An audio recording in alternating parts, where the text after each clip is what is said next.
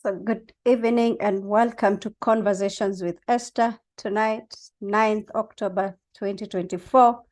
Our guest is in the room. Madam Mary Mukindia is right in the room.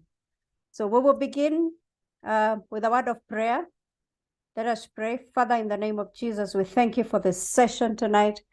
We pray that you will lead us and guide us, and we pray for our speaker, that you will lead her and guide her. In Jesus' name, amen. Amen. Allow me to make an intro for those that may not have interacted with Conversations with Esther. Great. So Conversations with Esther, as I minimize this, yes, is an impact-driven professional platform that informs, educates, and rebuilds mindsets. We ignite ethical and authentic leadership, promoting best practice within industries.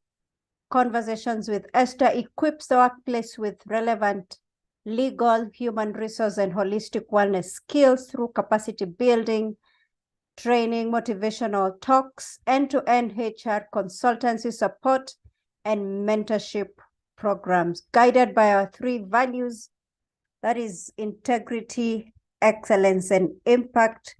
Conversations with Esther envisions a world transformed, a workplace transformed by candid conversations, respectable relationships, and intentional leadership. Now, let's move on.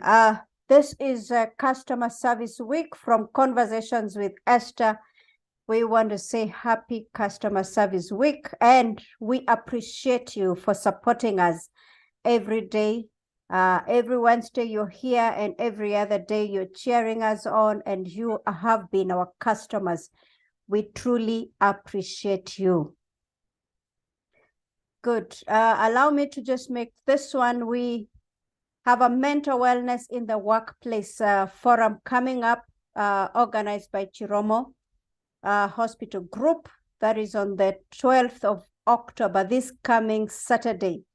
Now, mental wellness in the workplace is a priority, and you know very well that that is my space. So on the World Mental Health Day 2024, the World Health Organization is uniting with partners to highlight the vital connection between mental health and work. Safe, healthy working environments can act as a protective factor for mental health. Unhealthy conditions, including stigma, discrimination, and exposure to risks like harassment and other poor working conditions can pose significant risks affecting mental health, overall quality of life, and consequently participation or productivity at work. We are asking that you make time and join us on Saturday at UON, that is University of Nairobi Towers, Chandaria Performing Arts Hall, on Saturday from 9 to 4 p.m. It's free, so bring in your family, friends, and colleagues from the workplace. I will be speaking in the panel that especially focuses on the mental wellness in the workplace. Now, it's finally here, and I know those that have walked with us the journey of 7 months, holistic wellness. We went through the first month of physical wellness, second month of mental wellness, third month, financial wellness, the fourth month, social, fifth, spiritual, sixth, environmental, and finally, we did the intellectual wellness. Now, our theme this year has been prioritizing holistic wellness. So we have done all this, and we are celebrating the 7 months of holistic wellness. Saturday, 19th October 2024, mark your calendars at the Nairobi Children's Traffic Park, Nyerere Road, 9 to 4 p.m. We will have a day of celebration. We will have music. We will have fitness activities, the physical wellness. We will have mental wellness and financial wellness, and the all 7 pillars talk. Self-discipline is what separates the winners and losers. So that's what we say. So 7 months have been a journey. It's free for individuals, but if you're a corporate or you have a business and you want to bring in your pull-up banner, it's only 1,000 shillings. And if you want to bring in your mini-sized branded tent, it's only 2,000 shillings. So you can talk to us, and I know most of you are in our groups. All you need to do is carry your water and your snacks, and we will have a great time. 19th of October. This, our social media pages, handles, YouTube Conversations with Esther Katiba. Follow us there, subscribe, and you'll be able to access this session and many others that we have done over the year. Now, LinkedIn, get me there as Esther Katiba, and let's have a chat. If you want to talk to me, let's talk there on LinkedIn. Instagram at Conversations with Esther. This is our guest today. I'm super excited to be hosting Madam Mary Mukindia. It's such an honor. Mary has an energy that when I met her the last time at the Transcend graduation, I knew this one is a must-have on our show. She has that energy that you really want to tap into, that energy that you want, and she has such a passion for what she does. And the choice of our topic today was very intentional for me, because when I met her, I could see a winner's mindset, you know. I could see the energy, and she told us her age, and in my heart, I said, absolutely no. I will believe the age with the level of wisdom that she has, but the energy tells me something else. So a winner's mindset persists through obstacles with utmost resilience and determination while maintaining a positive outlook. It embraces opportunities for growth, challenges, views, and believes in the ability to achieve set goals. So that is our topic today. Mary is a mindset coach, trainer, emotional intelligence practitioner, and consultant with a 35-year corporate career in senior leadership. She supports individuals and organizations develop their leadership potential by clarifying their goals and crystallizing their strategies for meaningful impact. Mary is also a highly experienced workshop facilitator, moderator, sought-after corporate public speaker, as well as a LinkedIn profile branding trainer. Look at that photo. It tells you the energy she's bringing into the room. Karibu sana, Mary. The floor is yours. We are happy to have you. I am one excited person. I must say this. I love the transferable energy, and we are here for a great time. Karibu sana. Thank you very much, Esther. I'm absolutely delighted. I'm delighted even the way that you introduced me. I love to see people. I love to have energy. You're not going to have PowerPoints from me. I like speaking directly to people. I get my energy from people. I believe there are two kinds of people. There are those who get an inner energy. They're self-propelled from their energy, and they like to be quiet. The way they kind of rejuvenate themselves is quiet, long walks, introspection, walking. I get it through people. I get my energy through people. And the more people I have, the more I continue having energy. So those of you who would love to put on your camera, wherever you are, it's lovely to see each other. We lose a certain amount of connection as human beings behind these blind walls of the virtual space. You can imagine how we connect with human beings when it's physical. On the internet, we actually found that through coaching, you lose 40% of connection with our clients because of being online. Now imagine how much further you lose when you can't see somebody on camera. So you want to have a mindset of a winner? Come on, guys, I'm challenging you. Put on your cameras. Let's talk together. Once you're at home, you're in your gown, you're comfortable on a sofa, at home as well. I'm in a Nyuki. Oh, wonderful, Wanja. Thank you, Rehema. Come on, guys. Let's just see each other. I don't know if there's any way, Esther, on this chat, you could make me bigger and them smaller. If not, I'm very happy to be part of everybody because we are all equal. We're all part of everybody else. So I don't know if there's something called speaker view, or is it me who's not got speaker view? No, okay. I think it's you to put speaker view. Is it me or you? Speaker view. Let me check as we continue. Or multi-speaker. But I will put a gallery so that I can see everybody. But I don't know whose computer is showing, but I'm just delighted to be here. And the more of you, I see you, Sheila, I see you, Mary, Njuguna. Whoever I see, I'm gonna give a shout out. So those are the ones I'm seeing, and see how many people in the room, 28 people, great. Let me start with a quotation. And you can write it down or not write it down. I'll repeat it twice. A winner's mindset persists through obstacles with utmost resilience and determination while maintaining a positive outlook. A winner's mindset persists through obstacles with utmost resilience and determination while maintaining a positive outlook. Now, what does this mean? I'm just delighted I'm being called a winner. I have never considered myself a winner. I don't mind people calling me an achiever because I'm from the corporate industry. We have all these performance targets, performance, and we talk about achievement, performance-based, matrices and all on. So I think I am an achiever. I was taught from early on when I was a father. I was brought up. My parents broke up very early. They were divorced. I think I must have been in standard. I was actually six or seven, and we lived all throughout with my father until very late in life. And he was a very hardworking, short, Nyeri man who believed in education, being number one, and hard work. Those are the things I was taught from when I was very small. And therefore, my father was about achievement. If you did not come number one, number two, number three, problem. Literally. And he was really, Mwalimu was his best friend. So my whole thing from when I was young was about working hard. My father worked in the railways. In fact, I was born on a train. He worked in the railways for 38 years. He was station master somewhere in Kima, in Machakos. And I don't know why my mother didn't get on the train early, and she got into the train late. And I was born on a train as they were coming to Nairobi.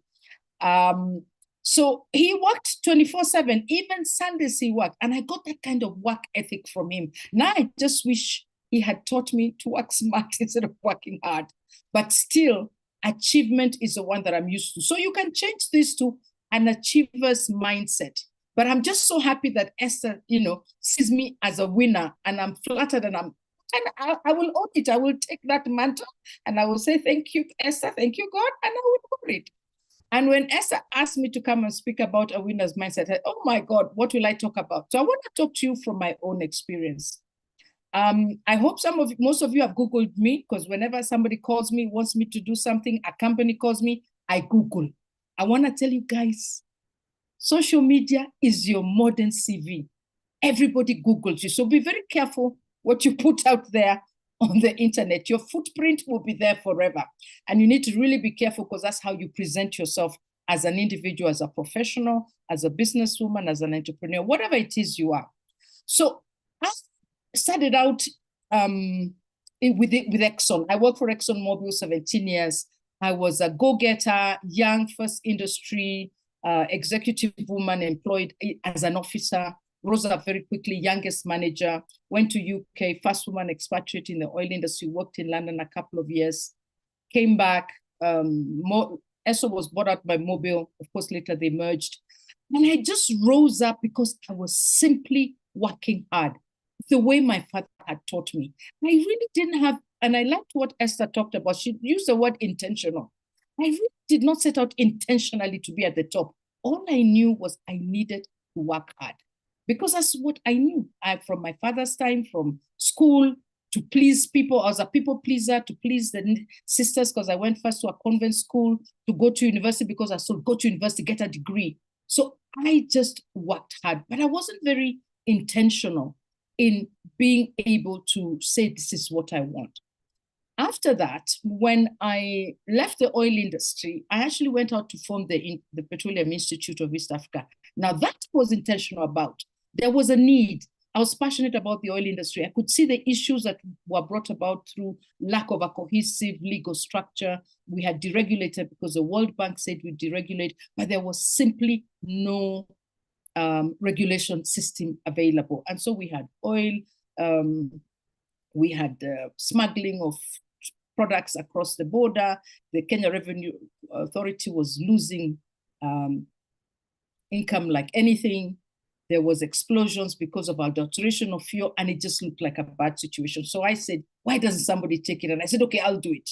And I started out forming the Petroleum Institute. And it actually turned out to be my breadwinner and really propelled me to a status within Kenya that I started being noticed by government, by industry. And that's what led, after 4 years, when I said the unbogable government took over, when Moi left after 24 years, and Kibaki and Raila formed what I call the unbogable government, that's when I was appointed as managing director of National Oil. So something I had intentionally thought I needed to do, I had a passion for it. We set it up. I actually had everybody coming together. It was a good idea for industry to come together and work on safety and regulation, nothing to do with competition, to regulate and be able to support industry, government on how do we control and have a safe industry. So that prominence is what led me to be appointed as National Oil MD. And I did that for 4 years. I didn't sign a contract, though I was asked to. I think I did a good job. But again, working hard and just wanting to do my best got me noticed by UN, United Nations Environmental Center, whose head office is here. And they just used to say, Mary, we can't get any government person. We have this conference of ministers. Can you come and, facilitate? Can you come and represent Kenya from a national oil point of view? Can you come and do this? And I would just do it. Luckily, there was also a friend who came from government. I'd worked with her for years. She had actually joined UNEP, a secondment from Ministry of Energy. We were good friends, Jane Akumu. So she would call me and I would say, okay, I have to go from 6-8 roundabouts, because National Oil then was back where it is actually now, all the way near Boma Hotel. So I'd have to go through all those roundabouts to UNEP. And then after 5 years, when I left, they said, do you want to come and join us? And of course I wanted to join them. You're earning in dollars, it's a beautiful compound, I used to see this beautiful place and say, I'd love to work here. So when they invited me, I said, fine, I'd love to to come and be there. And I kind of just relationships, trust, that's what I had built through focusing on what I enjoyed, which was my craft. So I did it for 5 years, and then I said, I'm not sure this is where I ought to belong. It was great. I was international staff. I had my red plate. I was buying my wine and getting petrol at reduced price. But I just didn't feel by end of 5 years it was giving me the challenge. And I thought I needed to get out and do something else. And I didn't know what to do. But I thought I could coach. I could support people. I started kind of finding the things, when you go through school, you just go through exams, you do your exams and you pass and you go to university. Sure that we do a lot of career coaching and finding people, what are they good at? What is their passion?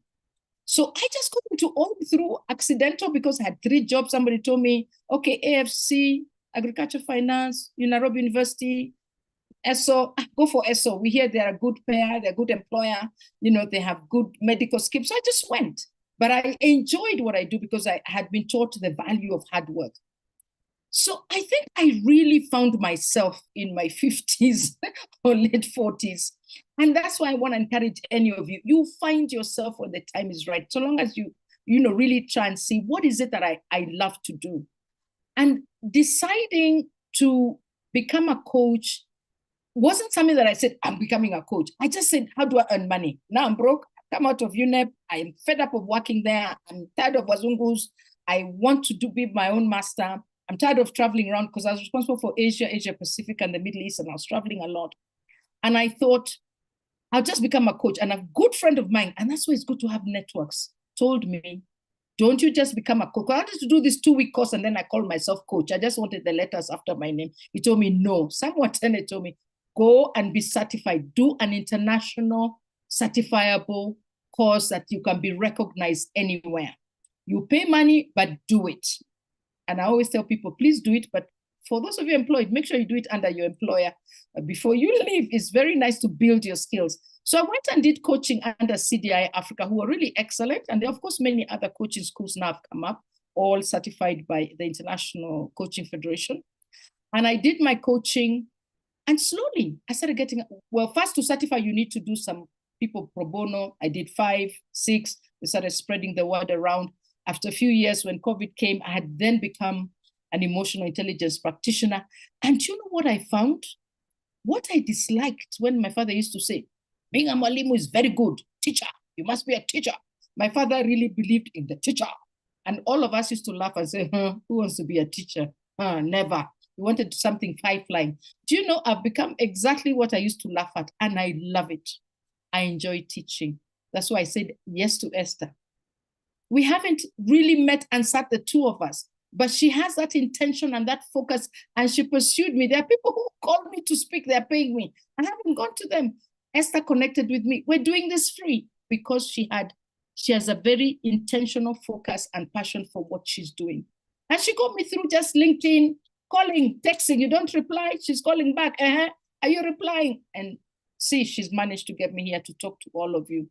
So I genuinely found the more I did coaching, the more I did emotional intelligence, the more I worked with men and women, particularly women, the more I found that I really do enjoy and love what I do, which is really helping people maximize their potential so that they can achieve financial autonomy, they can have impact, and they can have a legacy. And the way I say it for short is that I bring clarity to big ideas. When people come to me, they already know what they want to do, but it's so confused, it's big, they don't know, how do I do it? And sitting and working together, I really end up finding joy in helping them get those aha moments, finding their purpose, finding what their value proposition is, and finding how then they can work that into something that will give them financial autonomy, it will give them a joy of having impact, and it will also leave them with a legacy. So that's a little bit about me and how I came to be where I was. Now, if you talk to me about oil, people say, Marisa Potelemis, expert. Actually, I don't even want to hear about oil. I don't want to hear about corporate business. I just enjoy what I do.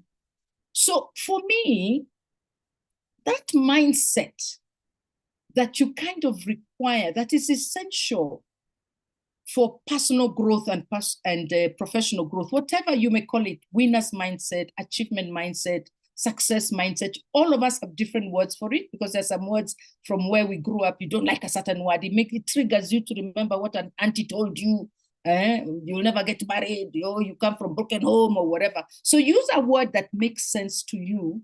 But what we mean is that you're able to actualize yourself in a way that you call yourself successful from all ways, whether it's you're financially able to carry out what you want to do, you're healthy, you're wise, you have full wellness in its complete sense. And I love what Esther is doing. And Esther, by the way, I took a copy, I made a comment on LinkedIn on this model of yours, and I'm going to use it in a class I'm taking called the Executive Repositioning Program, because I love models and I love people taking what they want to do and put it in a model, and I create even an assessment template for it.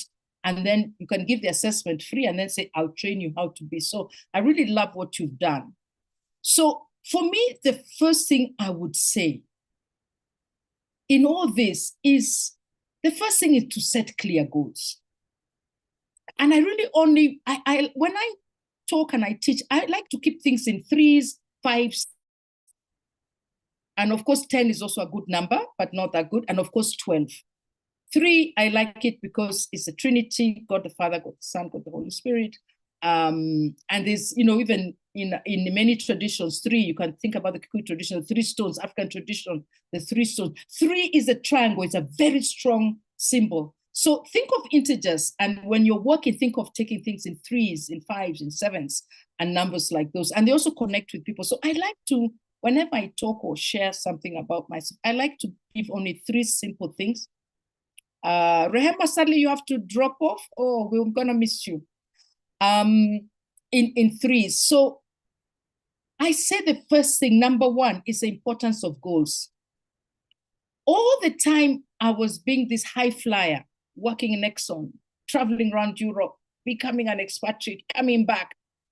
I was earning good money. I had cars, BMW, whatever you call it. I had a credit card, child. I was drinking my wine, my whiskey, generally being high flyer, dressing the right clothes, changing colors. I had weaves.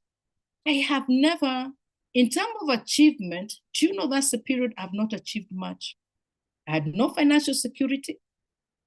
And now in the later years is when I'm trying to find financial security for myself.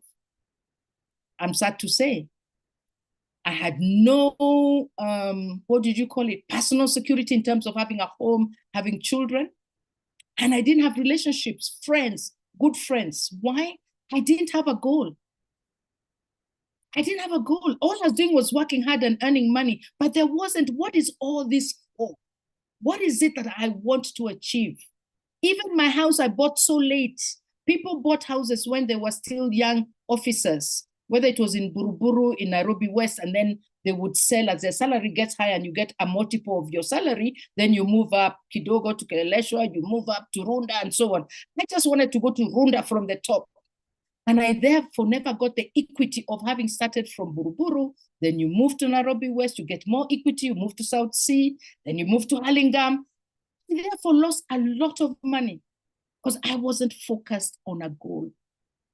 And what I say, and I learned this from a program we do with the FKE, it's Norwegian sponsored, and it's a very good program called Female Future.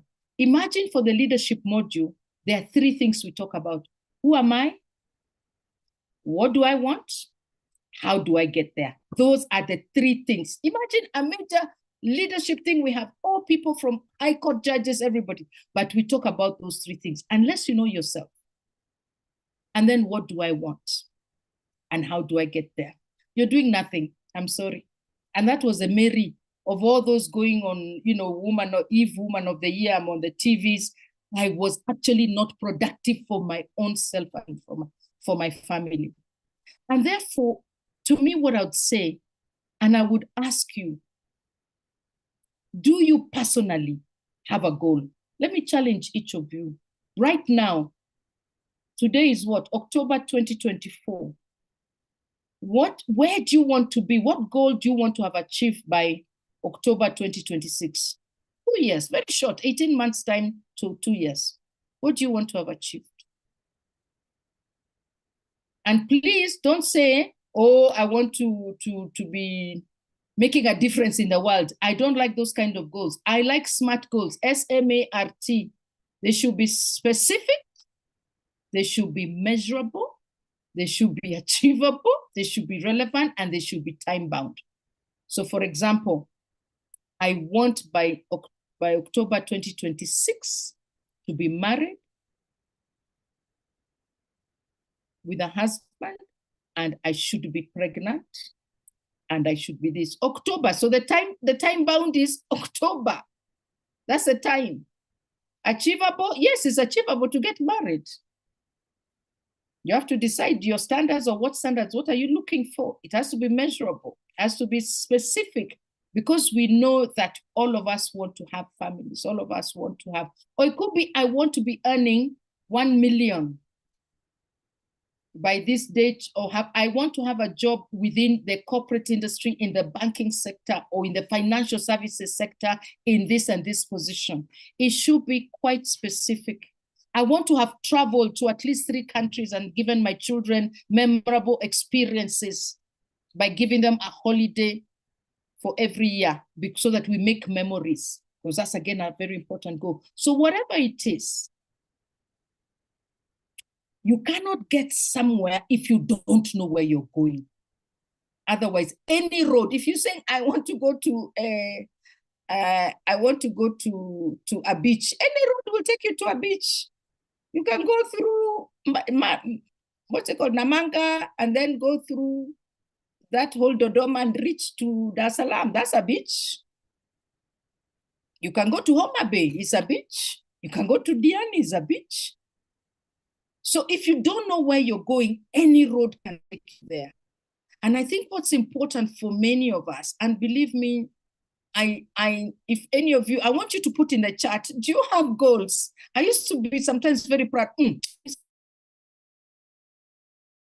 with, they have family goals. I don't know that I want to build by when I'm 45. And I said, these people with their smart goals. I was the one who was the idiot. Many people have goals. They have family goals. They have family chamas. We want to invest together. So do you have a goal regarding where you want to be in 2 years' time? Do you have a goal where you want to be at 5 years' time?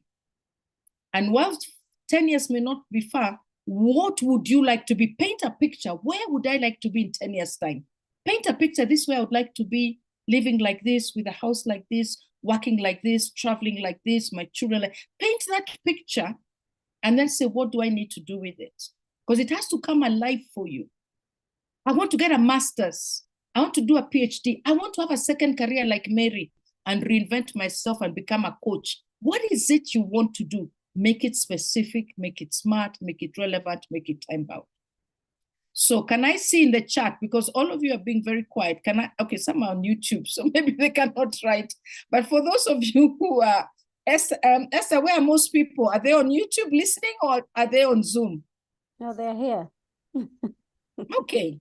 Guys, why are you so quiet? You don't want to show your face. You don't want to communicate with me. I've come all this way because Esther loves you. She likes serving. She loves sharing knowledge. And she knows I'm the same. Let me hear. So Esther and Derito, you had written some goals a few years ago, but I need to revisit them and see if they're smart and also check whether any have come to pass. Wonderful. And you know what? Those have come to pass. Please celebrate yourself. Buy yourself like a small perfume. Treat yourself to a Camille and say, you know what? Esther, well done. You achieved that goal. Because sometimes we don't celebrate our successes. And if we don't, then we don't encourage ourselves to go on. So it's very important to have 1 or 2 goals that you are trying to achieve. Because, you know, goals help you become resilient. Because, you know, even when you fall, when you wake up, you can see the goal ahead of you. There's my goal. So you get up. And I remember being an international coaching forums. And out of that forum, it was a week's forum. Many speakers from all the world. And it was one lady from Australia who said, goals help you become resilient. Because you have a goal, it's right there ahead of you. You see it every day. You've put it in a vision board. It's on your bathroom mirror. It's on your computer. It's sticking on your lamp, whether you have a lamp like me here. It is there. Sticky note, whatever it is. So even when you fail, even when you haven't done it, it's right in front of you saying, this is my goal. I need to buy a car. I need to get this degree. I need to get this job. I need to do this. I want to have a child. Whatever it is, it's right there. And it helps because it gives you hope. It tells you you can do it. There's your goal. It's like a lantern leading you somewhere. So I'm disappointed, guys. Where are your comments? I want to know. 2 of you, Mary, I have a major financial goal every year. Wonderful. Is it smart? Because when you say this is what you specify exactly what that financial goal, I want to clear debts. So you can have a goal, I want to clear all debts by December, this, whatever. So then what do I need to do? Or I want to start my own business. Okay, in what area? What specific niche? What will I be doing? Where will it be? What is the name? Come up with something very specific. Give yourself a timeline. What will I be selling? What will be the income? And then it tells you then what I need to do. So for me, for those of you who already have goals, just put in the chat to me, is your current goal smart? And for those who don't have goals, say, Mary, unanitoa aibu. I'm like you when you were in your 40s and 50s, you didn't have goals. So I need to have a goal. Because by the way, Esther did not tell you my age. I'm free with it to tell you. I'm 68 years old and I'm still existing. And you guys are going to be 50 very soon. You think it's a long way ago. Life happens so quickly. Look, we're already in October. Life happens so quickly. Before you know it, you're 30, you're 35, and your 40 is around the corner. 45, what do I do? It comes like a thief in the night. What matters is, what are you doing with yourself? Are you getting that joy that's keeping you young? I saw Jane Fonda. She's 81. She was being interviewed on Jimmy Kimmel. Oh, she looked good. She was slim. She was dressed beautifully. She had a silk blouse. And she was saying, anybody can be young. It takes resilience to become old. It takes strength. So I said, good for you. She was saying, not everybody can be old. Everybody can be young. And I thought, what an attitude. So guys, Esther, your people are very quiet. Eh? They don't talk much. Wanja is coming. My goal is to be an employer of labor and have a company that can run itself in 2 years. Excellent, Wanja. Love that. Now give it a kind of turnover.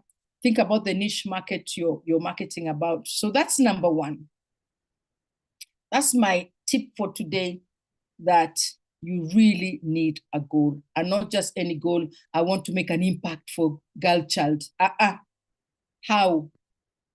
Are you sponsoring them? Are you feeding them? Are you doing it? Be very specific, be very measurable, and so on. The second point I would make in my 3 is that to go on, as you've seen me and I've talked a little about it, you really need to have fuel, and the fuel is passion and purpose. That fuel, right now, my fuel right now is water. The fuel for your life is different things. It could be your belief, your faith. But the fuel to get you to here is your passion and purpose. So it's really important that you find, what's a strong reason that I'm doing this? Why am I doing this? Why am I teaching? Why is Esther doing these podcasts? Why is she Wednesday looking for guests? Why is she doing this? What's this fueling her? You can call it passion, you can call it a strong reason. Why is she able to be persistent and do it all the time, especially despite the challenges? And I think it is not hard, but you do need to do a lot of introspection and look at it. What are the things that I enjoy doing, or even I enjoyed doing when I was young? A job is a job. Everybody needs a job. Whether you like it or not, you have to have a job to pay the bills. Then there are things like hobbies that you do because you just enjoy, they're personal. And then there's a career that is a professional job that you can invest and even give more into, because it gives you that professional joy to be able to be a nurse, to be a doctor, to be a legal person, to be a trainer. But when you find your vocation, things that really give you purpose, that you can do even if you're not paid, you just love it, you give free, that's when you find that sweet spot. And that's why you've got to look at, what is it that I enjoy doing? Don't worry about having a job. You have to have a job. And sometimes your job is not your vocation. So you kind of have to do the two together until your vocation becomes part of a career. It can pay for you, and then you get money from it, and then you can slowly do it part-time, and then you can leave your job to that, make that. But you need to find even now, what is it that you enjoy doing? What is it that excites you? And you really have to tap in even when you were younger. What are the things you really wanted to do? And then somebody said, no, go and do BCom. No, you need to be a nurse. Oh, no, do accounting. But you really don't like accounting. What is it that you truly feel a sense of satisfaction? I've got a lawyer who became a lawyer, very good, but she did not like law at all. So even when she was practicing law, she never wanted to go to the courtroom. She was more administrative in the office and giving advice and giving whatever. And when she could run away from law, now she designs furniture. She loves it. She makes furniture, designs furniture, and is enjoying it. Now she's a lawyer. Her law is not wasted, by the way. It's wonderful having that law because it helps her negotiate, get contracts, and plan her life. And it helped her get a sense of income. Then she got married. But she actually loves doing interior design and making furniture. Look at me, who was an oil expert traveling around the world, and now I'm here, I'm a trainer, I'm a facilitator, I'm a speaker, and I enjoy it. You could tell me to go to South Africa now to do an oil and gas, and I'd say, boring. You could tell me to be MD of a company now, no more. I do not want that corporate. Of course, at first I felt I'd lost my dignity, I'd lost my power, because it used to be part of me. It's a title I'd put on myself. But when I was able to reconcile and say, I'm much happier now. And everybody say, Mary, you're a much nicer person. You're a little bit of a bitch before. I'm much happier, much nicer, and I enjoy. So I like interacting. Maybe it's because I'm a trainer. I'm just finding you guys very quiet. You don't want to give me your faces. Who is this? You don't want to give me your faces. You don't want to communicate. Put in the chat for me. What is it? If let's say, if God would come to you and say, you know what? Don't worry about the money. I will give you enough money to live. Not enough to go invest. So I don't want you to have too much money. You say, I'll buy a house, I'll buy houses, I'll buy farms. Enough to live in well. What is it that you would do? I just want you to put in the chat. Nobody knows it too anyway. Just put in the chat. If you knew you did not have to worry about electricity, your food, your petrol, your whatever, it was coming every day and you are asked, go do what you genuinely would love to do. What would you do?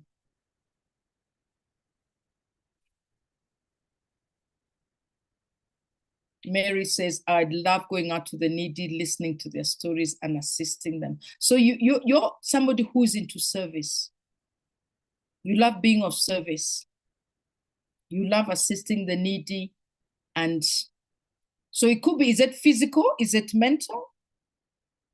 And some of the things you could do is start looking at who's doing what you would love to be doing and volunteer there once a month or once a week or once every fortnight. Go spend a morning or an afternoon volunteering at what you think you would love to do to really see, would you really enjoy it? Is that something that you do? Test it. Find somebody who's doing what you're doing and go and volunteer. Sheila says working with kids. Good. Go find somebody who's working with the kids and go and volunteer. I know a coach who's actually into autism, trained in the UK. You see, I could connect you because now you've shared, you've been open.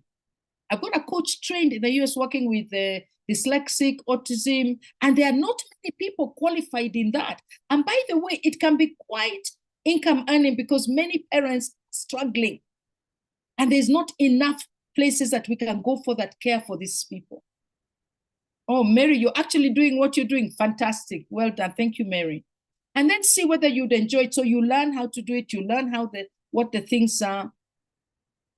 I would still do what you do. Oh, great. That's our people who is doing something they would still want to do. Oh, that's for you, Esther. Yeah, you're empowering and absolutely. You found your sweet spot. So really find what it is that you'd want to do and start it in a small way. Start it as a hobby.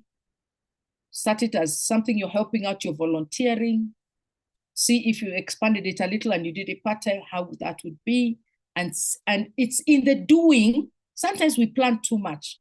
Right now, I tell people that all these books I've read, they always say, just do it, just start.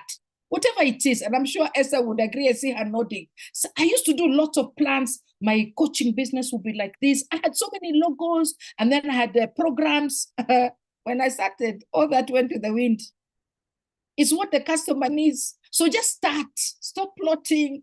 I have this program for corporates, I have this program for individuals. This will be called this. And then you start designing the material. You don't even know what the material will be until people come to you. So I think that idea of just start. So I'd like you to reflect, what drives you? What is your why behind your current goals?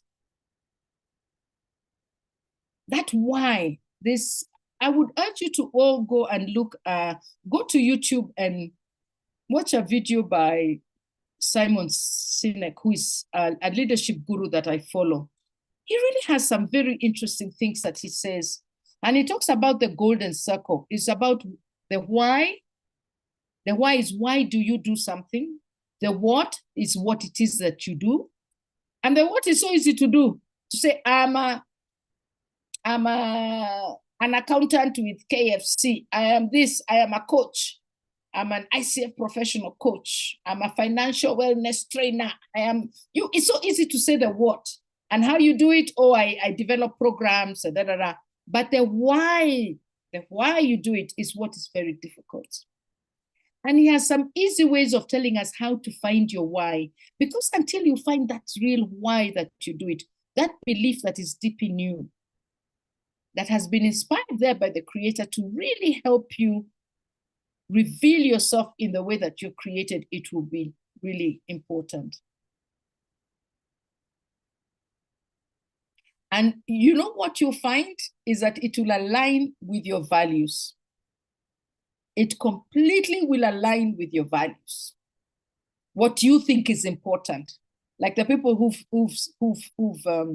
put some comments here, you can see somebody is about valuing people who are of autism or the needy. I want to give, I want to help. That's the heart, that's part of what is coming out. Teaching, the value of sharing knowledge. The value of Mary of serving, and serving who, particularly the poor and the needy. So it aligns with what you want. And it's all kinds of values. Some is creating beautiful pictures, beautiful beauty is part of God's image. The most powerful, the most beautiful colors are in creation. Some people want to be painters. They want to bring beauty into the world, either through fashion, through anything. So I'm talking too much. Let me finish quickly. Then the third one is intention. I didn't realize I talked so much. Intention. And that's why I loved it when Esther talked about intention. It's about, are you intentional? When you wake up, how you dress, are you intentional? Are you intentional how you look? Are you intentional how you speak? Do you set your intention clearly and then focus on that? Or are you distracted all the way? People say, let's go for a wedding, take me here. I can't be able to say no. Are you very intentional with your calendar? I'm very intentional with my calendar. To get into it until even now, November, I'm very intentional. Why? Because I'll get confused if I don't have a calendar and I'll mess my business. So I'm very intentional. And you need to find a way that can really, the world has got all this social media. I don't know, there's impeachment coming. Oh, Trump, by the way, I also get lost with it. Me, at least Trump I follow, but I don't follow Kenya. You know why? I have no investment in America. It gives me humor. It's like, it can make me laugh. But when I listen to Kenya, it will destroy my mind. I can spend 2 hours seething about the politics of Kenya, the economics. So I don't buy newspapers the last 6-8 years. I don't listen to radio. I don't watch TV. I'm the most ignorant person. I'm able to focus intentionally on what I do. I have reduced the circle of people who are around me, the topics I discuss. Why? Because I want to be very intentional on the things that I do. Otherwise, I can find myself spending 2-3 hours discussing Kenyan politics, and I've just wasted energy that I could have been doing something else, or resting, really resting and doing myself. So how do you practice very simple mindfulness things or techniques that will help you really daily align with your intentions? Because if you wake up in the morning, I'm running, then shower, running, grab your bus, grab your car, walk all day, it's 5 o'clock, need to go home, need to cook, the whole day will pass, a whole week will pass, a whole month, and you have not done anything that you intentionally wanted to do. So really taking time out of the day sometimes, practicing, writing your daily intentions, having a journaling at the end of the evening, or putting it on your phone. These are the things, and looking back, what did I achieve today is really so important. So just to recap, 1, importance of setting goals, finding passion, and maintaining intention. That will cultivate a winner's mindset or an achiever's mindset. Encourage a growth mindset just by embracing the challenges and viewing setbacks as opportunities. I don't know why, I don't know where I got it from, but for me, I always look, if you look at this class, I always look at things half full.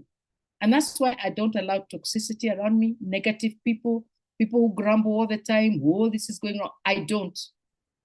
I'd rather not talk about it or do something about it. So always seeing things from a positive thing, because if you're grateful, imagine if I didn't have a roof over my head and I'm grumbling about what? I don't have money, but I've got food. I've got friends. I've got Esther who calls me and promotes me. So always trying to look at, what if I didn't even have what I have? So I want to call you to action, and I want you to just text for me, though you've been very bad at texting. Esther, we must start training. What is a one actionable step you could take from all that I've spoken about that could help you foster a winner's mindset this week? What is the one thing you say, I'm going to do this one step, and it will set me in the path of becoming, of having a winner's mindset? Just one thing you could do for this week. It could be, I'll find my goal. I'll go and reflect what is my passion and what it is I could do. I'll start envisioning, what do I want in 5 years or 10 years? I'm going to work that out. What does my future in 5 years look like? Who's around me? What am I doing? How am I earning? Where am I living? Paint a beautiful picture. And if you could do that, I would be so grateful. It would mean that I got a small thing from that talk with Mary. You don't have to remember all three. Just pick one thing that you would do. Esther, thank you for inviting me to speak. I didn't know I'd go on for so long. I was supposed to do 35 minutes, so we have Q&A, but it's really my pleasure. I could see a couple of people, they gave me the energy to continue. For the rest of you who couldn't open your cameras, I still very much appreciate you. Esther, Sheila, Ruth, Teresa, Joyce, Ruth Kehuria, Eileen, Imatrup, Catherine, Mahiri, another Catherine, Irene Jenga, Edith, Norbert, Emily Kay, Marie, Adnai, Angela, and others that I perhaps do not see. I really appreciate you. Thank you.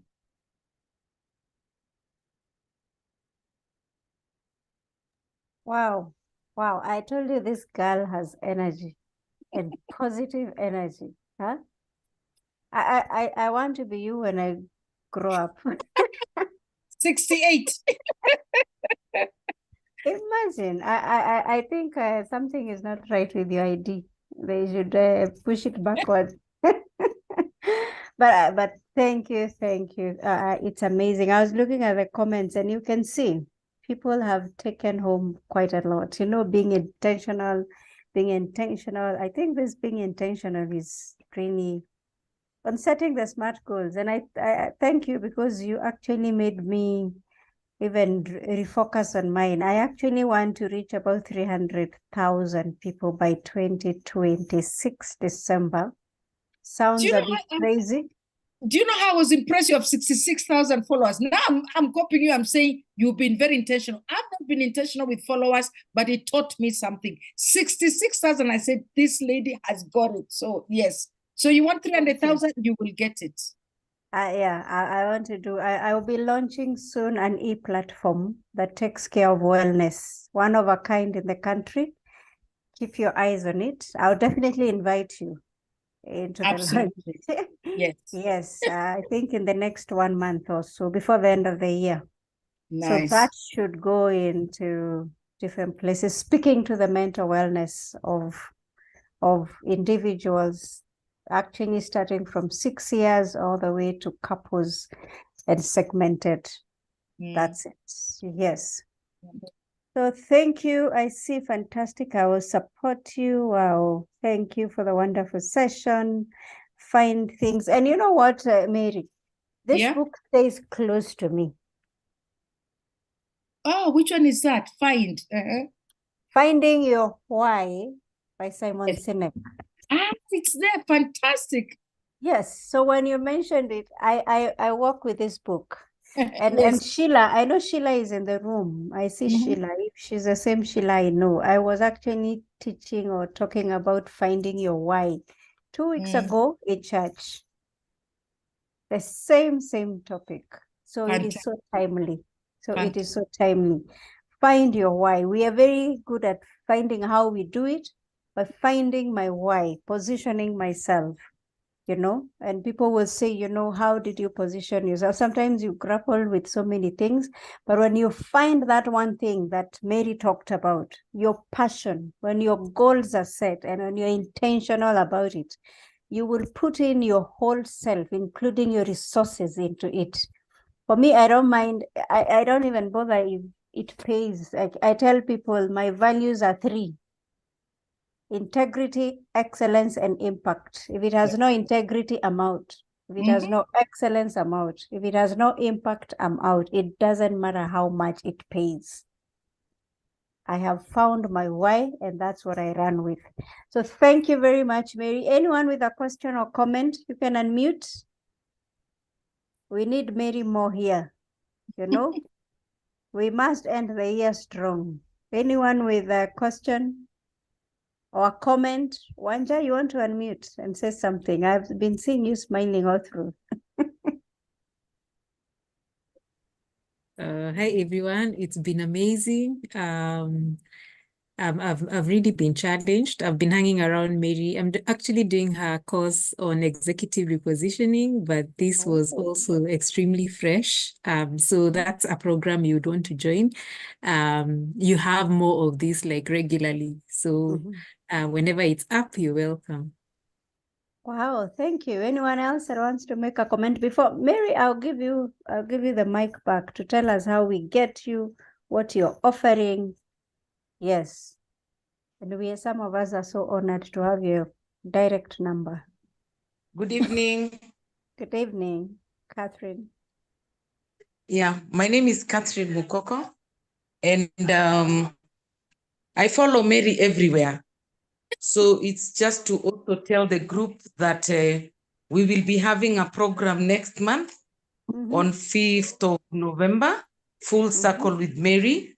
So through you, Esther, we will send the flyer so that we can have these amazing ladies come and join the session for that month. This month, we held a session on From Stress to Strength, where we were talking about workplace bullying and how do people actually overcome it. It is such a big, big problem and many people are silent. So we look forward to having all of you attending our November session. Karibuni sana. Thank you. Thank you, Catherine. Please tag me. Mary. Yes, we'll tag you. The Definitely tag you. 66,000 are Yes. shared. Anytime. Tag me and I'll fly it out. Oh, thank you so much. Thank you very much. Anytime. Yeah. Anyone else? Something to say? Thank you, Catherine. Thank you, Wanja. I don't want to lock anyone out. Sheila. I know I'm calling out someone here. And I see Catherine, the other Catherine Washika. Is she still here? Hi, Esther. Hi, Catherine. How are you? Very fine, thank you. Yes. So grateful for the, I've done a lot of learning. At least I'm now defining my why. Yeah, so delighted to be in this. Thank you. I saw you want to start a consultancy. Please go ahead. Thank you. Catherine happens to be my cousin. Interesting. Okay, beautiful. Yeah, when family supports you, then you know you're doing the right thing. Yes, yes. Norbert is here. Norbert is my mentee. He will simply say he follows me everywhere as well. Hi, Norbert. Hello. Yeah, that is a great presentation. I have a question though. Yes. How do you bounce back after having a series of setbacks? I hear you. Yeah, that's a very good question. And that's something that really many of us go through. The thing is, what I find, and I've said even on my LinkedIn, all this is sharing wisdom. Everybody has different things. There are people who tell you, I go for a retreat, I go into myself, my faith, because what internal resources do you have that carry you through? Some have deep convictions and faith, and therefore that helps carry them through. But I also think that some of the things that is necessary for us to have as human beings, because we're social animals, is to have good relationships. Whether it's even if they're just a few, you need a good support system. It could be a boss, it could be a family member, it could be a very good friend. All of us need a good support system. So when you're down, and in fact, as part of well-being, we talk about the strategies for well-being. They're physiological strategies, they're thinking strategies where you're reading, you're delinking from social media, you're reflecting, there are things to do. Physiology is, of course, exercising, getting out of your system, get tired enough, go sleep, get that energy out. Because when you exercise, you actually get endorphins, you get chemicals that are released by your brains to promote well-being. Sometimes, and then there's now relational, and relational are very important. So structure and be intentional about relationships, because relationships carry you through. Sometimes we find that we have no friends around. What happened? I've been working late. I don't go to friends do. Somebody was my best mate. I no longer keep contact. And when you're down, there's nobody around you. So being very intentional about the friendships that you will retain and nurture them, because they are like a garden. They have to be mowed. I have people, even clients, who have said, you know what? I'm going to have a monthly lunch with my friends. Another one say we have a family meal once a month. Some other people say, particularly I deal with the UN, they structure calls with their family every evening or every 2 days at a certain hour to talk to the kids, to talk to the wife, because they're in very harsh regimes and it can get them down mentally. So I would say relationships is one of the things. Exercising and getting out of yourself is another thing. Making sure that your environment supports you. That's why I say cut out social media, cut out all these things. And sometimes I would even say, go watch a movie that just makes you laugh, some comedy. When you laugh, you actually take out, or one that will make you cry, and you cry out those frustrations because that's chemicals out. What I found also worked for me, other than relationships, during COVID, I didn't know I was a very afraid person. Do you know I did not step out of my flat for 7 months? I did not step out of the door. I live with my mother. She's now 90. By then she was 80 something. And I was glued to the TV. People are dying in Rome. They're dying in America. So I knew Kenya, tutakufa sote. Because now cleanliness, mtu anatoka Kibera anakuja kufanyia kazi. We have no masks. We don't have vaccines. So I knew Africans will die. But God is good. God is powerful. Because those who are meant to die did not die. We have a natural immunity or whatever it is. But I was so afraid. What got me out of it was giving back to others, because the person who certified us as emotional intelligence coaches got all of us and said, we must start doing something. We started having free webinars, like what Esther is doing. Free webinars, how do you cope? Do you know we started having hundreds of people from Uganda, Tanzania, Rwanda. We were now the coaches, experts, talking about resilience, working from home, how to structure. And we would bring other people. It healed me. I thought I was giving to others. Actually, it ended up healed me. And what I've discovered, when you help others, actually it helps you. Now I understand why philanthropy is so powerful. So to me, get a group of very good support system and get out of yourself. That is not all about me, me, me, me. Go out of yourself and help somebody else. And I think that's what has kept me young. Helping, supporting, training. Of course, I get money from it. I need to eat. I do some pro bono. But that going out to support other people stops you thinking about yourself and really is able to lift up your mood. But at the end of the day, if it doesn't really work, my children have taught me about therapy. I haven't gone yet. Everybody says, Mary, you need therapy. I know I need. I'm from a traumatic home. One day I'll go, but I've seen through my children and other younger people, talking out therapy is something that's now accepted. There's no stigma. Ask for help. So that's what I would say. I hope that has given you some pointers. Yes, sure. Thank you. You're welcome, Norbert. Thank you for the question. I'm sure it has educated many other people who wanted to ask the same thing and didn't. So thank you. Thank you. Thank you. Anyone else before I give it back to Mary? Just tell us what she does and how we can reach her. And how we can Hi, Esther. Hi, Esther. I had a question for Mary. So Yeah. at what point do you know that it's time maybe to amend your goal? Mhm. Because you've probably had a goal for quite a while, but nothing seems to be working. Unajua kuna mahali inafikanga unasema hii I think it's about time. So how will you advise on that? I don't know, because I don't know your specific situation. And honestly, nobody knows your situation better than you. But what we did to teach, as I was talking in Female Future, and what we've asked our ladies is that, you know, think of a goal as a series of steps. Sometimes we can have a very high goal and then we don't know how to get there because it's too big. So think about how you can break it in smaller steps, because each step is a success. You might say, I want to form a company that's done a turnover of so much. But what is it that you need to do first? So the first goal is to form a company, register a company. That's a goal. Once you register it and you have the name, you've achieved that goal. Then you have another goal. Okay, when I've registered, I need to publish and tell friends what it is that I'm doing. And my goal is to have at least 3 customers by Easter. That's a goal, and you have 3 customers. So sometimes we create so big a goal or so huge a goal that even as when we look at it, we are scared. I did not know I would relocate to Nyanyuki and be doing what I'm doing. All I knew is I wanted to get out of Nairobi. So I started looking. Eventually, I want to build, but I'm in a rented house. I'm in a rented house. I would love to have some land I was given by Watoto. I would love to build. That's another goal. But if I had said I'll move to Nyanyuki when I have built my house, I would never have moved. So I was looking for a place to rent like this, and I'm renting and I'm comfortable. I'm happy. I have a roof over my head. Now, I haven't even started saying what kind of a house do I want?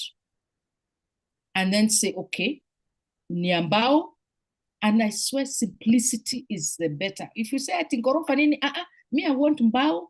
I want whatever, simple mabati, but beautiful veranda. I'm too old to climb stairs. I don't want ghorofa. And then I start looking how to do it. So I would say, cut, you know how you say chew the elephant by bits. Don't eat the whole elephant. You will not be able. And if you talk to a lot of people who are millionaires or whatever, they say actually they didn't even know it would turn out like this. They started something small that they thought they could deal with, and then it grew because they were able to address it. Or maybe the goal is something that is in your mind, somebody put you, but it's not your passion. Because it's something, if you really like, you will start it even small. I have a friend who is in a microfinance. They give microfinance to small organizations. And her top client, she saw her last month in Mombasa. They started 11 or 13 years ago. It was a lady in Mombasa. She got, I think, was it 5,000 or 6,000? She was cooking food, doing that. Today, she has built a house. Her daughter is in a university. She repaid, got 10,000. Repaid, 20,000. So sometimes let's climb the tree from the bottom than from the top.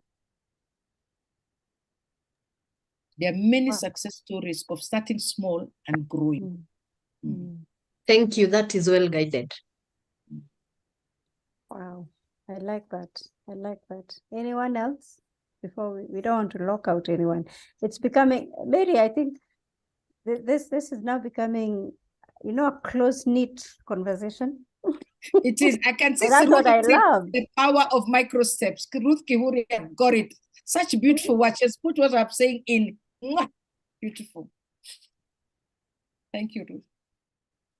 Okay. So now tell us how to get you. Yes. As you continue. Yes, as one just said, I want you guys, I'm very bad at promoting myself. I really need to get better. But again, I am more of a big picture person, and that's why I'm looking for an assistant one of these days just to help me do things. I am a coach. I am an executive. I am a coach, and I do mindset coaching, leadership coaching. As a coach, you really are certified. You do many, many things. So you can link with me through LinkedIn. I do trainings, leadership training, team trainings, emotional intelligence training through Genos, which is an international brand. We partner. I'm a Genos certified coach. I have the license certification. So we can come into places and do training. Those of you who are HR, have organizations, or even small groups, you say, Mary, come and talk to us. I do talks. I do know I charge well, and I say you need to find your worth and charge. But just come, we'll talk about the charge. I also have started a digital program to help you really transition to your next level of leadership. It's mainly focused on helping you get your purpose, get your elevator pitch, really zoom in on exactly what you want to do in terms of your corporate career, and therefore now write a CV that's professional. And then we also do a little bit of your LinkedIn. And that I do through Profiles International. I did put it there. That's what Wanja was saying she does. So if you go to Profiles Academy, it's an international brand. We use the same cross-knowledge platform that UN uses, Total, Exxon. It's a fantastic program. And then you do the work yourself online. And then we meet once a week live. And so it's being sold at a fantastic price, because when it's individual people, I charge a fortune, like 5 times, I think even more than 5 times that. Just under about 8 times that, but it's because it's group, and also we had just launched the first model. So you can join at any time because it's rolling. People come in, when you finish, you move out, and Mary's still there. So if you want to do that executive repositioning program, please go to Profiles International, and look for Profiles Academy. There's a website, you register. So let me put that in the chat, Profiles Academy, Profiles Academy, hosted by Profiles. And I do have, as Catherine says, I have talks every month. I just started last month. The next one is November 6th. We will send to you, Esther, and tag you. We'll decide whether to do in December, but we'll be having monthly talk. Because what you're saying, these conversations, we're not having them enough. We're not having them enough. And that's what I would like us. I would like to follow your footsteps. Hey, 66,000. I'm impressed. I'm knocked out. I'll tell you the truth. Sometimes you don't know how you get there, but you just keep doing what you love doing. Yes, but anyone in the room, if you haven't met Mary physically, please do. Please do. I honestly love her energy. She's a person you listen to and you will leave that place. You know, I kept watching you and I'm thinking, this girl, did she say 68? And she was on heels, you know? She was on heels. So please meet. Yes, that's who she is. Please meet. Let's meet on November 6th. Let's meet there. I'm blocking my calendar, Mary. If you don't send me the flyer, I'll find you in Nanyuki. Nanyuki is very near anyway. But thank you very much. Thank you, everyone, for showing up. Thank you, Mary. We can't pay you for this, but I know it's your passion. You've set aside your time. You've prepared yourself. You've given us the best that you'd have charged us. But we pray. We are praying that God will pay you back. That's the best way. Thank you. Yes. Thank you very much, everyone. Have a good night and God bless you. Bye-bye. Bye bye.